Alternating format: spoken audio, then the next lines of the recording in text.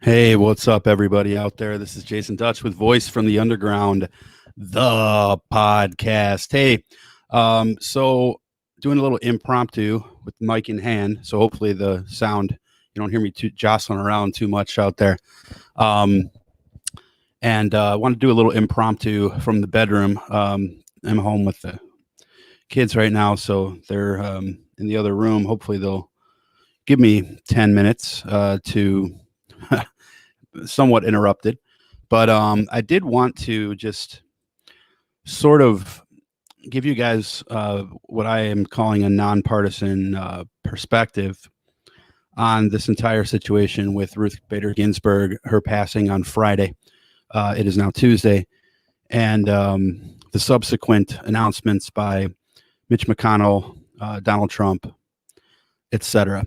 So I'm going to be reading from my phone, but I'm going to be reading something that I actually wrote earlier, actually last night, and shared on Facebook regarding my perspectives on this. Now, before I get to that, just real quick, if you are new to this channel or new to Voice from the Underground, this is going out on YouTube, Periscope, and Facebook. So the Facebook page, if you want to follow Voice from the Underground on Facebook, you can do so at facebook.com/VFU podcast. Same goes for Twitter. It is VFU podcast. I'm sorry, VFU _ podcast on Twitter and on YouTube. If you'd like to subscribe on YouTube, that would be the biggest help to us. You can subscribe there at youtube.com. And I will put the link below in the show notes because we don't have 100 subscribers yet. We're pretty new at this. We've been doing this for about 3 weeks. So if you get us to 100 subscribers, then we can put have actually like a custom link. So we do survive on support. So I will put up a link here to our Patreon if you like what you hear or anything like that. You can definitely subscribe to the show on Patreon and help support independent media like Voice from the Underground. So going forward here, and actually I'm going to share that screen with you guys real quick, just so you know I'm not reading this off of some other person's website, and as the right, I'm sure, would say, pulling a Joe Biden and plagiarizing, because I will not be plagiarizing here. For sure. So I'm going to share that Chrome tab with you guys, though I will be bringing up a little bit about Mitt Romney here in a sec. But this is the post here that that I put onto Facebook. So I put this post on Facebook last night, and I'm just going to read from it, maybe not verbatim, but just so that I can keep my thoughts. So again, this is about Ruth Bader Ginsburg and the subsequent shenanigans that have taken place with that whole scenario. So first and foremost, nomination of a SCOTUS, of a Supreme Court justice, is in an election year. And we're talking about a presidential election year, not necessarily an off election year like 2018 midterms would have been. It is neither unprecedented nor unconstitutional to have a Supreme Court justice be confirmed and or nominated and or both in an election year. It's happened a number of times throughout history. So that's, trying to stay factual with this, that is fact number one. In fact, most recently, Justice Kennedy was confirmed in 1988 under Reagan. Homer Thornberry was nominated in 1968, 20 years before that, though he was not confirmed because at the time there was an opening for Chief Justice, and Justice Fortas was nominated to take over the seat now held by John Roberts as Chief Justice of the United States Supreme Court. However, he withdrew from that, which therefore meant that there was no longer an opening for an associate justice, and Homer Thornberry was his nomination went away for that reason, not because he was not confirmed. there also was Justice Warren in 1954, which took place under Eisenhower. In fact, Eisenhower had two that year, if memory serves, one of which, though, took place after the election in late November. So sort of ambiguous in that particular area, but it did take place in 1954.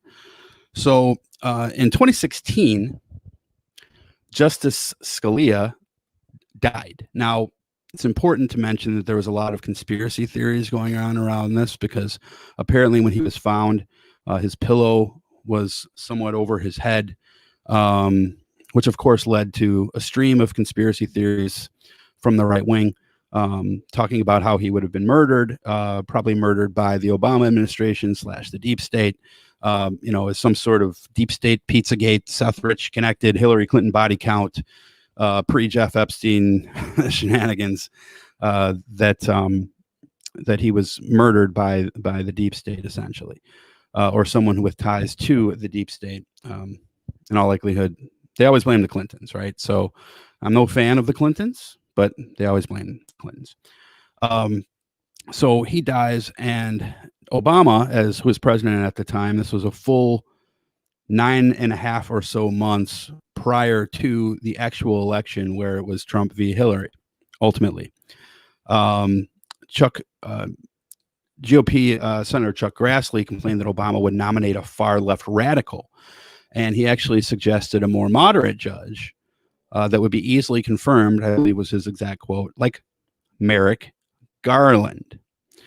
So per usual, the Obama administration, because Obama was not a communist, he was not a radical, he was actually quite moderate. I dare say almost a centrist. He got more progressive as his term went through, and was rounding out. But especially early on in his term, he kowtowed to the right wing all the time. Always been into pressure from the right wing. That's why Obamacare wasn't as good as it could have been, because he kowtowed to the right wing, even before they had a Speaker of the House in Mitch and Ryan in place, because they still had a small minority in the House at that particular time, and a big minority, a majority in the Senate for the Democrats. But again, that was in 2010. In 2016 is when this particular instance took place. So Obama nominates Merrick Garland, and who Chuck Grassley wanted him to nominate. Mitch McConnell, however, pretty much decided that he didn't want any more liberals or moderates on the Supreme Court. He only wants conservatives on the Supreme Court. Now, it's okay to want that. What is not okay is to be dishonest in getting it pushed forward. So what I wrote here, and I'll read from my own words here. Mitch McConnell, 9 months prior to the election and before the primaries were decided he didn't want another liberal or moderate on the court, and evoked words stated in the early 90s by then Senator Joe Biden, who was, of course, vice president at the time. That was, and I quote, once the political season is underway, action on a SCOTUS nominee should be put off until the campaign is over. And at that point, he refused to even set up a hearing for Merrick Garland. And Obama correctly stated that this action that McConnell took was unconstitutional. Well, there was nothing written in the law about it. But otherwise than that, he was correct that he had the right to nominate. But other than that, he really didn't put up a lot of stink. He really didn't fight too hard. And sort of just, as usual, as per Obama, trying to play nice to the Republicans while they step on his cock all day long. That was the weakness of Obama. Now, Biden's words were from a Senate debate proposed for a proposed amendment, which failed. It failed because there wasn't a lot of GOP support. This was during Bush 1, while he was still in term, in Bush 42, as we like to call him, on the heels of a hotly contested Senate confirmations. One of those was Justice Thomas and the Anita Hill situation, which, of course, predated the Kavanaugh situation by quite some time, but was basically the same type of deal. Thomas was accused of sexual misconduct against a woman by the name of Anita Hill, which The Democrats, of course, decided to contest his nomination to the Supreme Court as an associate justice, which isn't too hypocritical of them because, a couple of years later, you went through the whole Clinton thing with the right wing did the exact same thing, right? So forgive me while I take a sip there. But it was that one, and then also the Bork situation, B-O-R-K, who was not confirmed in, I believe, 1988. It was the intention stated by Biden, this is a quote from Biden, to be quelling partisan bickering about timing. His quote was, "It's the principle that matters, not the person," and proposed a change, which again went nowhere. Now, McConnell has revised his statement now, saying that it's not because since 1888, I mistakenly wrote on my Facebook page post 1884, but he said in 1888 during Grover Cleveland, since an opposing Senate confirmed a sitting president's Supreme Court nomination during an election year. And he stated that as some sort of precedent, where I look at it as sort of more of happenstance because it just didn't happen to happen. Obama only got 2 Supreme Court nominations, should have gotten 3. Trump, of course, going to have his 3rd within 4 years. So it's just kind of luck as to how old people are and when they're confirmed, et cetera, et cetera. So McConnell has, again, as I'm going to read here, has revised his statement now saying it's because not since 1888, Grover Cleveland again, that an opposing Senate has confirmed the nominee of a sitting president of the opposite party. He then changed his statement again the next day, saying it's a re-election, not an election, and that is in fact the actual difference. At least 9 GOP senators had affirmed prior to Ruth Bader Ginsburg's death that they would not be in favor of setting up confirmation hearings if one had become available in 2020. Of course, at the time, those were hypothetical no's. And of course, Friday, that became no longer hypothetical with the sad passing of the iconic Justice Ruth Bader Ginsburg. So here's my closing statement.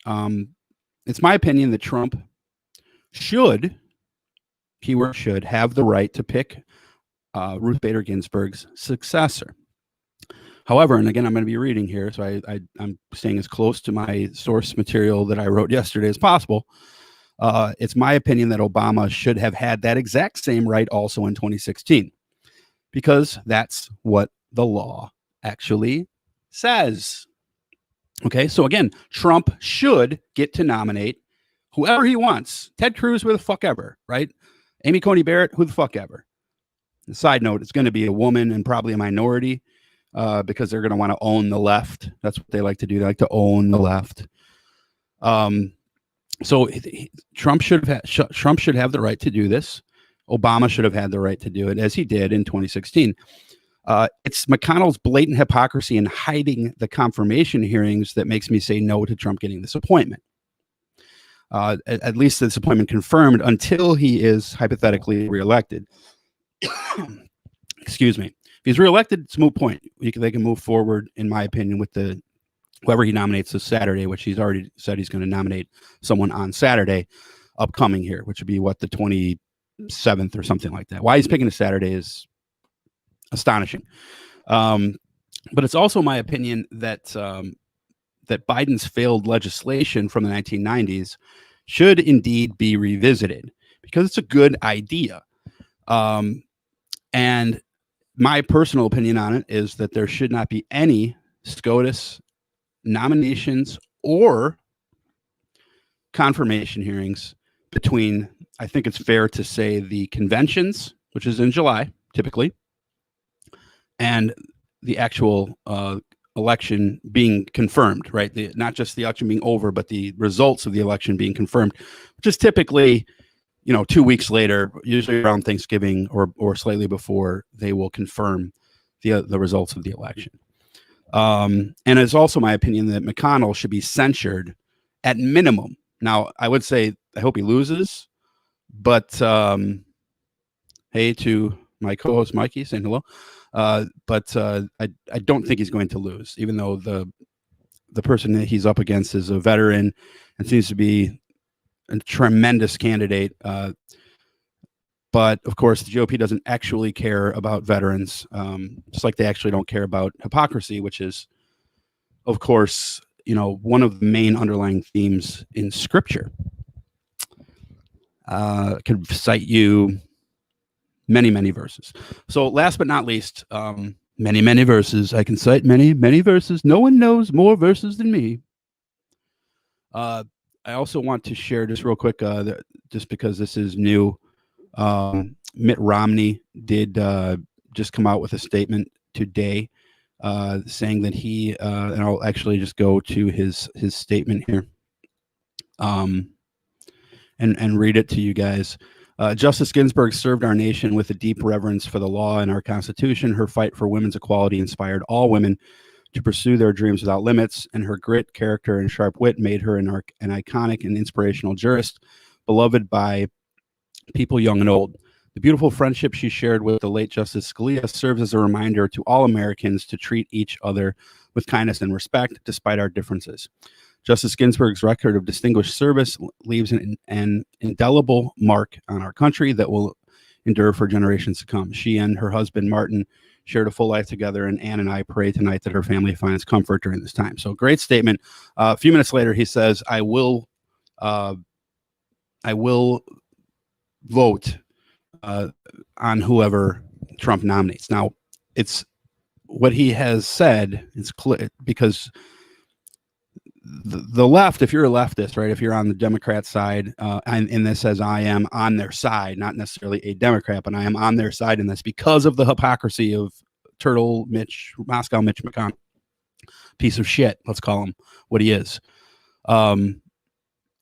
Because of that, I am on their side. I believe that whoever Trump nominates should not get a hearing until after the election. So Romney said that he will vote. He will hear them out. He did not say he will vote to confirm. Okay, and I would not be shocked in the slightest if Romney voted against Trump, because Trump doesn't like him any fucking way. So I wouldn't quite sail down the river on Mitt Romney yet. Okay, and I'm no longer reading now. So the Susan Collins and Murkowski will have to see. They always say they're going to do one thing. They always come out against Trump, and then next thing you know, they 90% of the time they do what he wants them to do.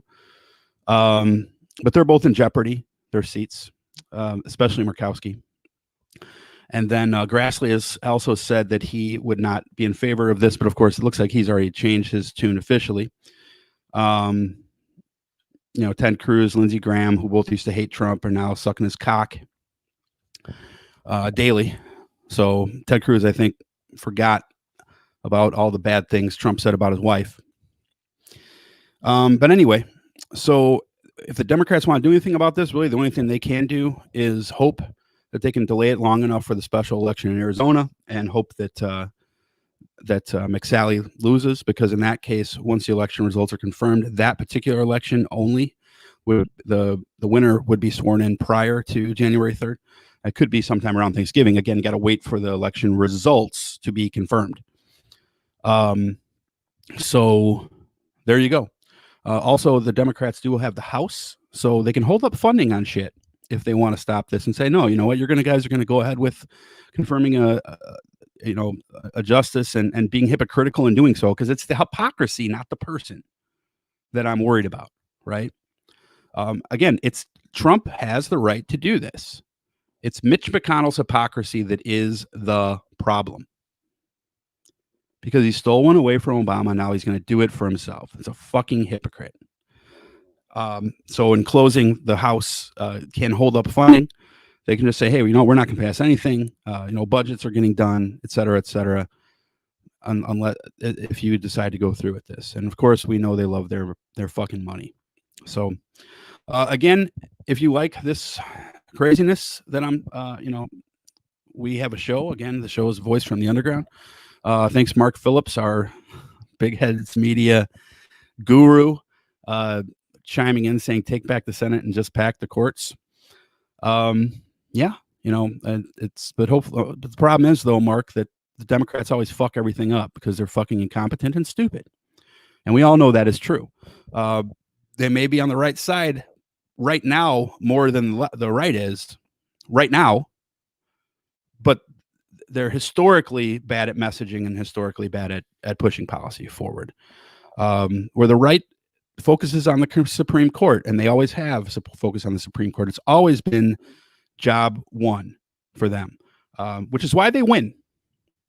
Their voters are more educated, especially when it comes to things like the Supreme Court, than the left is. I think most people on the left didn't know anyone on the Supreme Court until Merrick Garland got fucked. And then all of a sudden, everybody wants to be an expert on the fucking Supreme Court. As a former conservative, I was paying attention to the fucking Supreme Court. So anyway, I'll let that go. Thank you for tuning into this video. Again, please support the podcast if you could. www.patreon.com/VFU podcast. Mark, you will love this. There are other great shows over at bigheadsmedia.com. You can go and check out all of those cool ass shows over there. And you can download the podcast version of our weekly show on Apple Podcasts, Spotify, every single place you can look for podcasts, SoundCloud, everywhere. You can find that podcast just by searching for Voice from the Underground.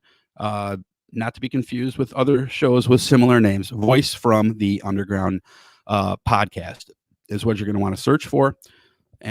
On, again, iTunes, Google Play, whatever podcast app that you are using.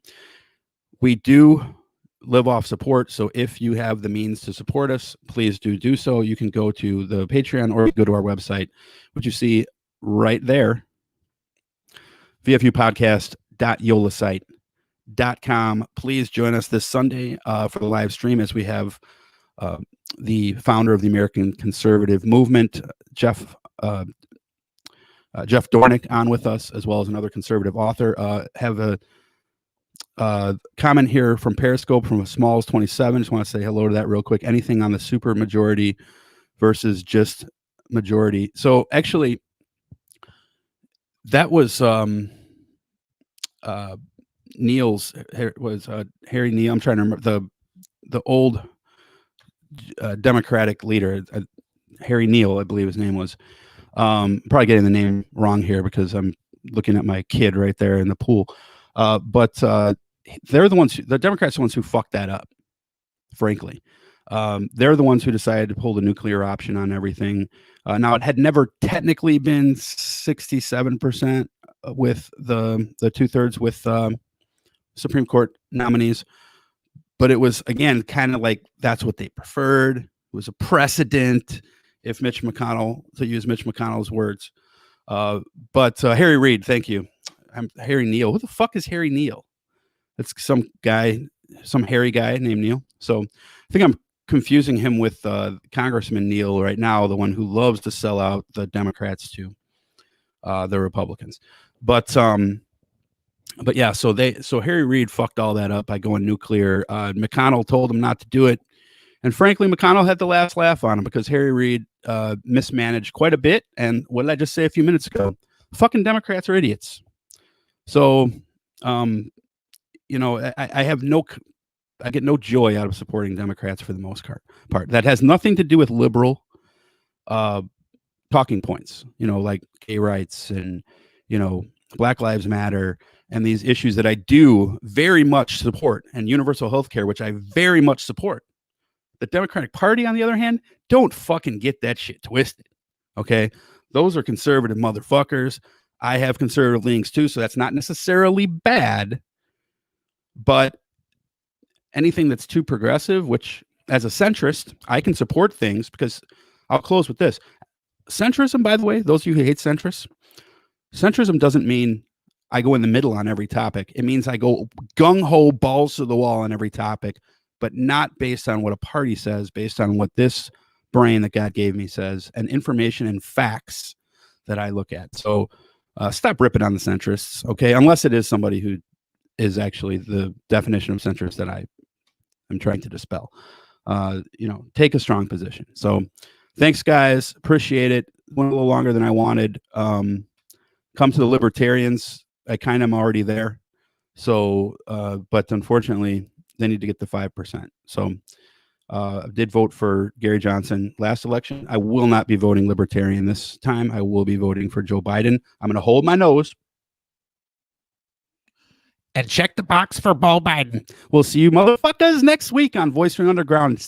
Share and subscribe to the show. Get us to 100 YouTube subscribers. Later, guys.